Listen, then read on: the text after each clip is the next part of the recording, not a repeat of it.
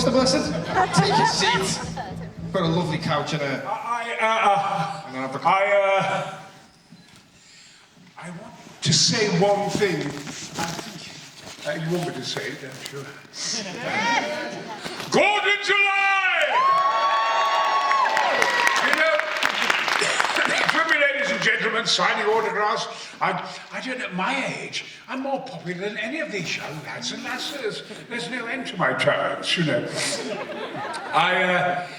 I'm doing one-man shows all over the country at the moment, and wonderful audiences everywhere.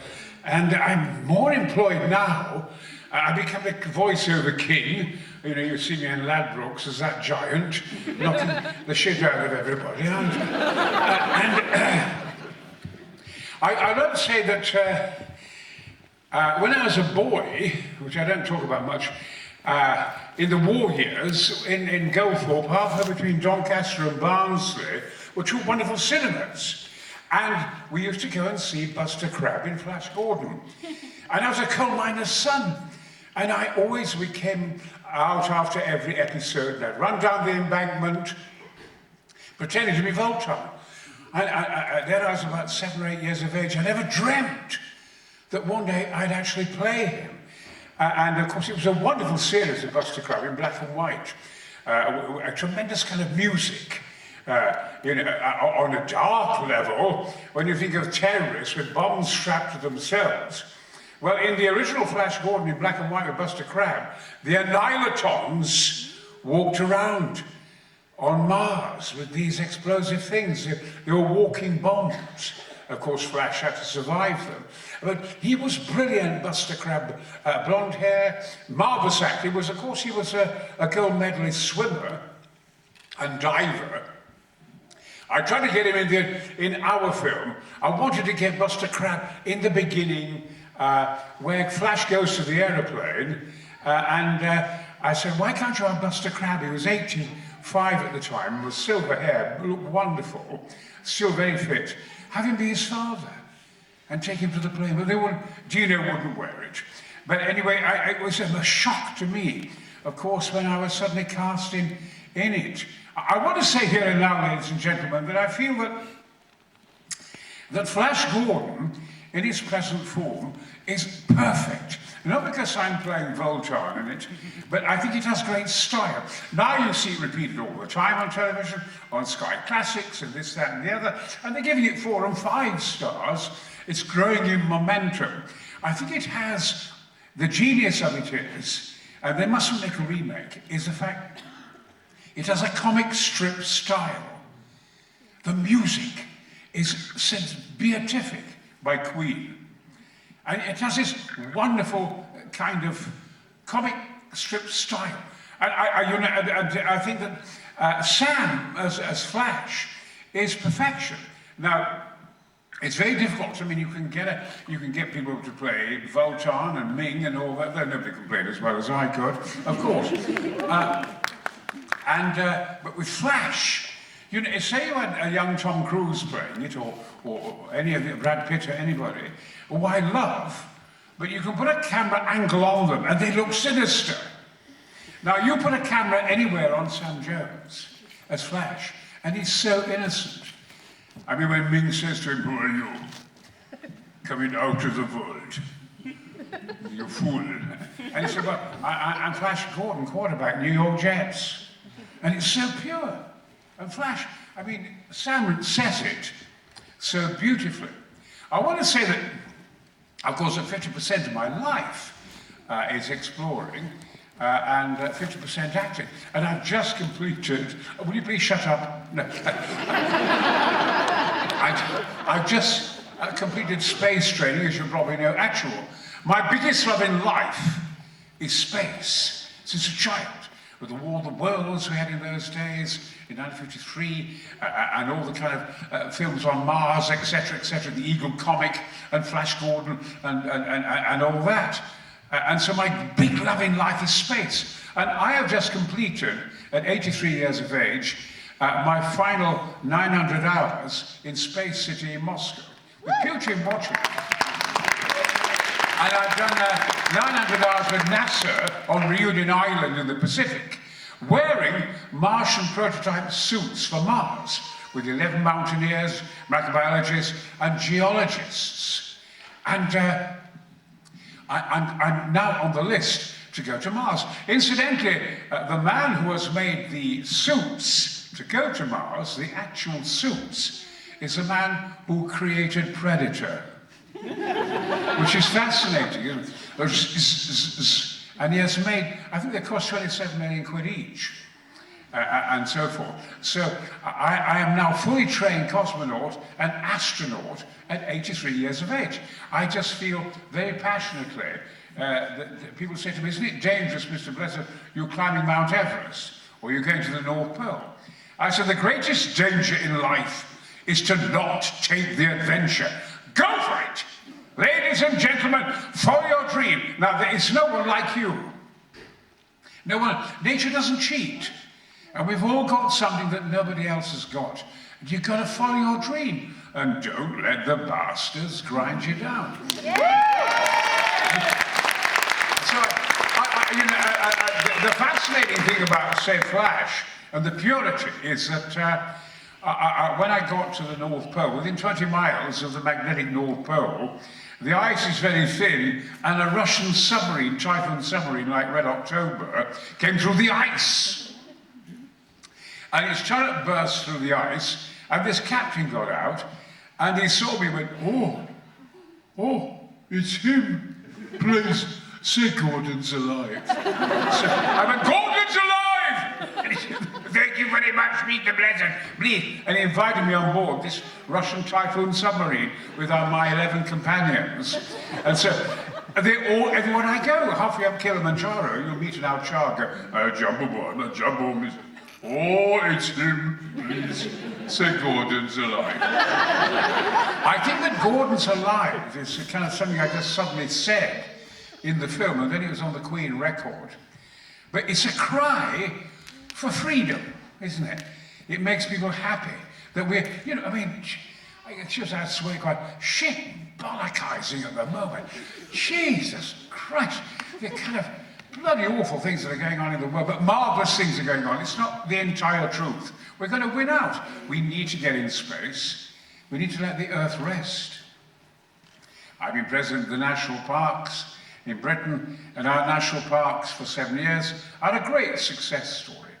But nevertheless, I'd like to say, to point out to you that you're so bloody far away. Well, in the future, I feel I want to be Shakespearean, Oh, for a muse of fire that will ascend the brightest heaven of invention, a kingdom for a stage, princess to act. Now it feels really real.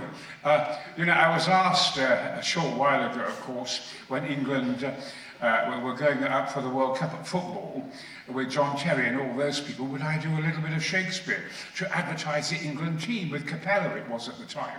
And I went on, I said, once more, out to the breach, dear friends, once more, or close them all up without English dead. I said, you stand like greyhounds in the slips, straining upon the start. The game's afoot, follow your spirit, and upon this charge cry, God for Capello, England, and St. George! And we fucking lost. So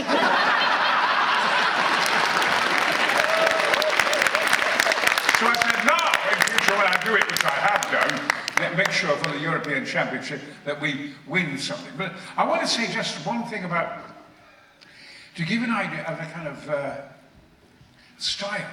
There's that lovely scene where we attack rocket ship Ajax, all my Hawkmen. It's a marvellous scene. And actually, the stunt arranger became ill. And I choreographed all that scene, fighting the monsters with my Hawkmen. All that flying in onto rocket ship Ajax. I directed it. I put all the action into it.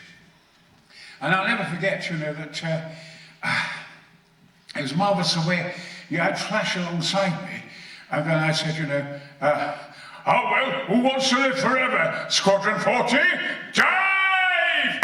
And I was carrying a bazooka, and of course it was made out of cardboard. And I got down there, It took them ages to get it ready. All the camera crews and the special effects. And then when it said action dive, then I went there, Squadron 40. And of course that was my squadron when I was in the RAF. And we did the dive. And of course I went pop, pop, pop, pop, pop, pop, pop, pop, pop. They said, cut, cut, cut! Brian, we put in the special effects. I have never felt such a tit. It's made of bloody cardboard, it doesn't make a bloody noise. I mean, Sam was as bad as me. He had a little gun, he'd go, ba-dang, ba-dang, ba-dang. Goddamn shit, Brian. Brian? Yes, no, that's all right. This would be my first question in 3 hours of talking to you. Yes, Can I take some questions from the audience, if that's okay? yes, let me bring a chair forward or something. Yeah, I'll bring it over. You're all right. It's like a big red avocado, isn't it? Come on. I'm too far away from you. But, I mean... I'm going to jump down. Well, it's... grab someone. It was very interesting that... I'll say something about Ming, the Merciless, in the fact that Max von Sydow is the Swedish actor. And before he made his entrance, I was very flattered. He said, Brian, I'm going on in a minute. Me being the Shakespearean actor, I don't know how to play Ming the Merciless. I said, really, Max, why? So I'm going to go on all in red and make my entrance. And I said, well, I saw you in the Quilla Memorandum torturing somebody, Siegel, the actor Siegel, and you kept cracking your fingers as the interrogator, both hands. I said, Ming is a magician. His power comes from his hands. It's his hands. I said, and he's a deeply sexual creature. He's always having love potions and things like that. So he's all hands. He said, that's it, Brian. And it freed him up. So when you see him, there he is. Notice, he does it a lot. When he interrogates, when he's alone with Sam on My Sky City, he uses his hands. It's amazing that such a great actor should be, not quite know how to play the part, which is, I think, so refreshing. But I don't think I used to race to the studios, and chase the dwarfs all over the bloody set. My second in command said, no, then we're going to take a close-up of Brian. He's going to get a close-up, I'm taking over this shot, I've got it there. And Brian is without doubt the greatest actor in the world, probably in the universe. And I said, is there anything you want, Brian? I said, keep those fucking dwarfs out of my eyeline. And they'll get because the poor buggers were suffering in their costumes. Sorry about the F. By the way, this night, Gordon's Alive. I went, it was in the front of the Mayo a short while ago when Cameron was Prime Minister. I went over there to go to number 10 to meet Chris Bonington and lots of explorers, Ranulph Fiennes, to do an expedition to save elephants and things. And I got there very early, summer's afternoon, and they let me in, and I sat opposite number 10, and eventually I found these hands on me. Hello. Oh, hello, Prime Minister. It was David Cameron.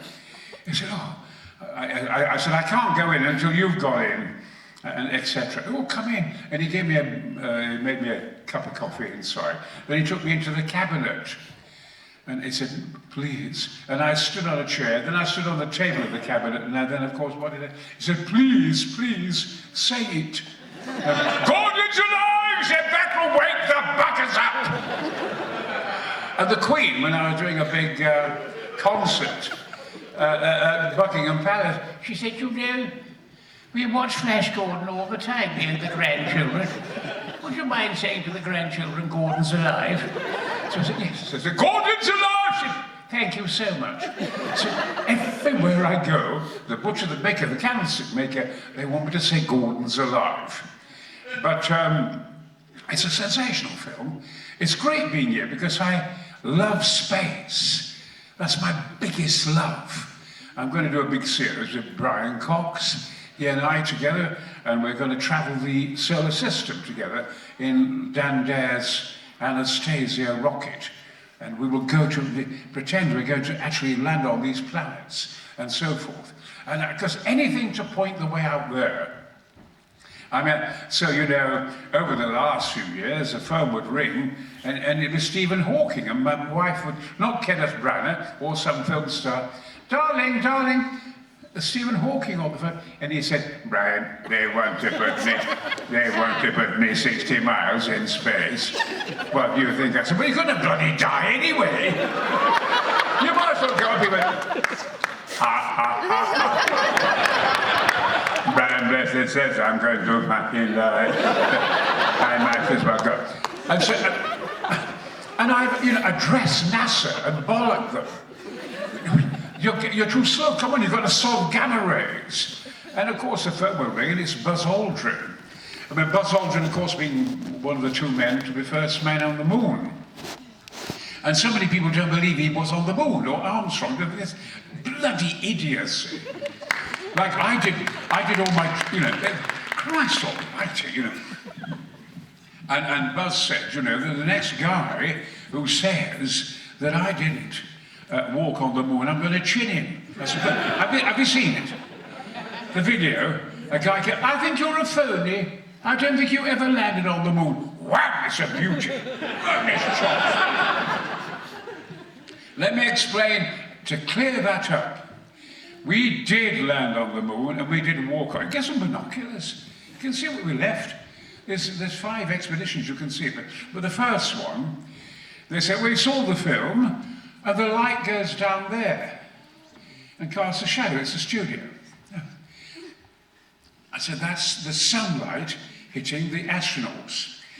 I said, they're on the bright side, the light side of the moon, not the dark side. It casts a shadow there. Well, then why is the shadow coming that way? That is from the Earth.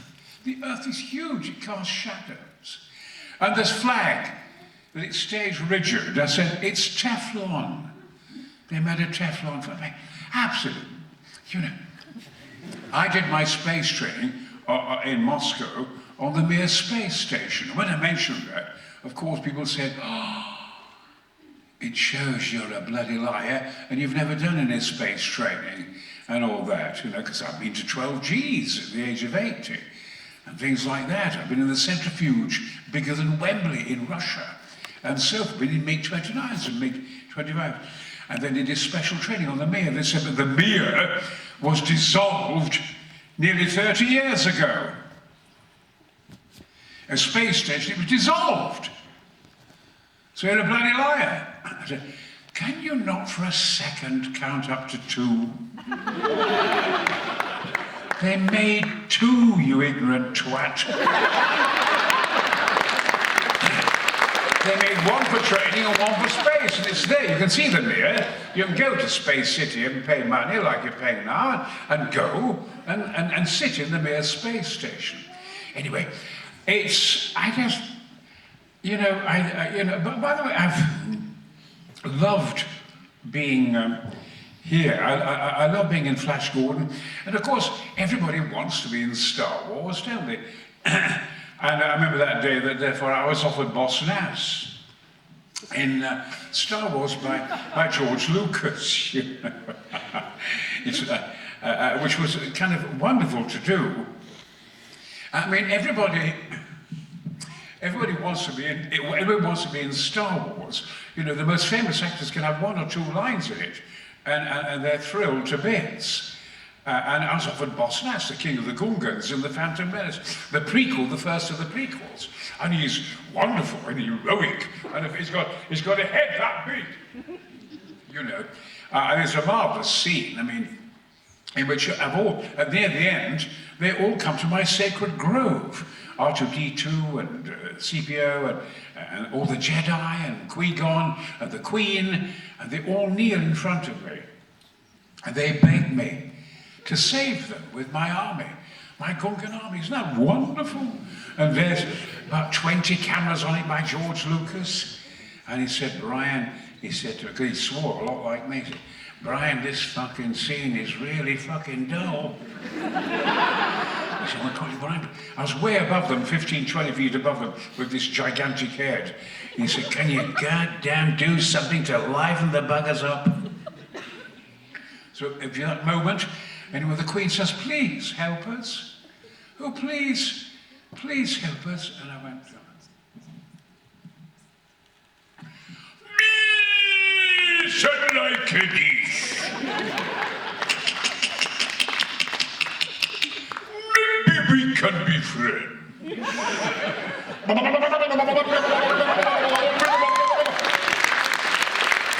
And George said to me, "You goddamn mad bastard, that's exactly what I wanted." You know? And he phoned me up about 10 weeks later and said, "Brian, we've just fixed that into the film. You've cost me $375,000 in special effects to match your face." But it was kind of... I said that everybody wants to be in Star Wars. I'm going to end on this now, end very quickly. And just ask a couple of questions. I was at Stratford-on-Avon. I was with the Royal Shakespeare Company at the Stratford-on-Avon playing in Henry V. Ken Branagh was Henry V in 1984, 85, 86. And Ken was Henry V now, as the Duke of Exeter made the film, of course. Wonderful film, probably the best film that's ever been made, of Henry V by Ken Branagh. Brando thought it was the best film he'd ever seen in his life, Marlon Brando. We did Henry V. Anyway, we originally did it at Stratford-on-Avon. And the French king was played by an old man called Sebastian Shaw, who was 94 years of age. And he's the French king. Because he has to be old. And I arrived one afternoon for a matinee performance, and he sat on the lawn with his wife. "Hello, Brian." Sebastian was the star of the 30s and 40s, matinee idol. "Hello, Brian. Hello." "How are you then?" "Oh, I'm very tired. I'm not looking forward to the matinee. I was filming yesterday and today." "Oh, what was I, darling?" said to his wife. "Star Wars, darling." "You've been filming Star Wars?" "Oh, yes, yes. I had to wear a very heavy black costume, and then I had a black helmet on, and I said to my son, 'I want to see your face for the first time,' didn't I, darling?" "Yes, I want to see your face for the first time. And please unscrew it, instead of seeing you through robotic eyes." "What was the character I was playing, darling?" And his wife said, "Darth Vader, darling." And he hadn't a clue. And when you see the film, The Return of the Jedi, they unlock it, because Vader is on a megaphone. "Your destiny lies with me, Skywalker, so it is here. I am your father, so it's here." But when you take the megaphone off, he unscrews it, you went, "Hello." It was genius by the director to have him play Darth Vader. I said, "Do you understand, Sebastian? You're 94, you're a great legend of the 30s and 40s and 50s, in black and white films, that every actor in the world wants to be Darth Vader's face, with that helmet's taken off. And you, all that you've done, you'll go down in filmic legend and history as a man who is Darth Vader." I have to say, by the way, that when they were filming the early Star Wars, I had to meet Dave Prowse. You know, I was filming next door, and he talked like that. He got a little voice like that. He said, "Alec Guinness is playing, he used his own voice." The Luke Skywalker, because he used his own voice. And he said, "Why don't we use my voice?" How could he be 6'9" and 6'10" and God give him a tiny voice like that? Why can't I do the voice?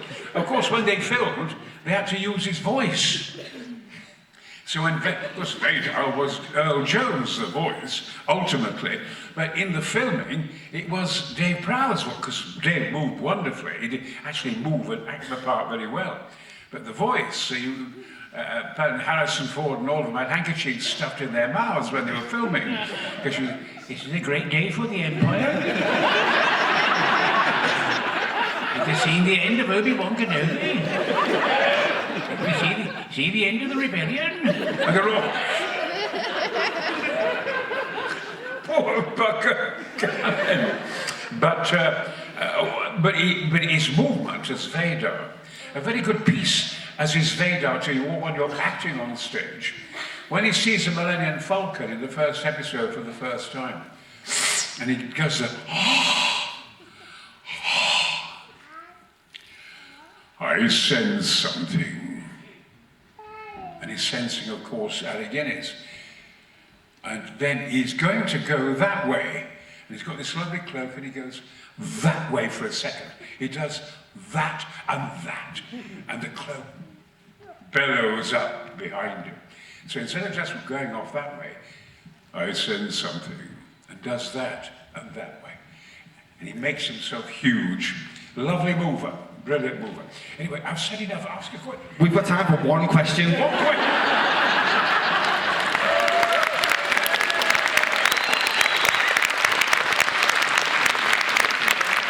And the question is, am I gay? No, when I'm going to be gay, I jump up and down and then my bollocks come down. I feel like I should ask the question. Is anyone want, we've got one question for Brian Bless. This guy over here. I'm gonna jump. Hang on. There you go. Brian, is there? Hello. You've climbed Mount Everest 3 times. When you climbed it the first time, at what point did you stop and think, what the hell am I doing here? Well, in actual fact, I must say that from the age of 7, in 1924, we heard about Mallory disappearing on Everest. The greatest mountaineer who's ever lived, glamorous, handsome, a great hero. And he disappeared on Everest in 1924, 300 feet from the summit with Irving. And they were last seen near the summit in 1924, wearing jackets, Norfolk jackets and butties. And that's what they wore. And Mallory's the one who said, because it is there. You know, why do you climb Everest? Because it is there. He could write poetry about mountains. He was adored by kings and queens of the country. The handsome Mallory, the heart stood still watching him climb. The women fainted. And he was the kind of darling of Cambridge. And God knows, anyway, this great climber. And Irving were last seen in 1920, and they disappeared. The mist came down, and we don't know to this day whether they climbed Everest or not. The northern side, on the final pyramid. And people knew about Scott of the Antarctic and Shackleton, but they didn't know about Mallory. So I made the film Galahad. He was called Galahad, christened. And I made a film, and I wore the same clothes. We had a BBC team, low altitude team. We had a high altitude team with the top American climbers like Ed Viesturs.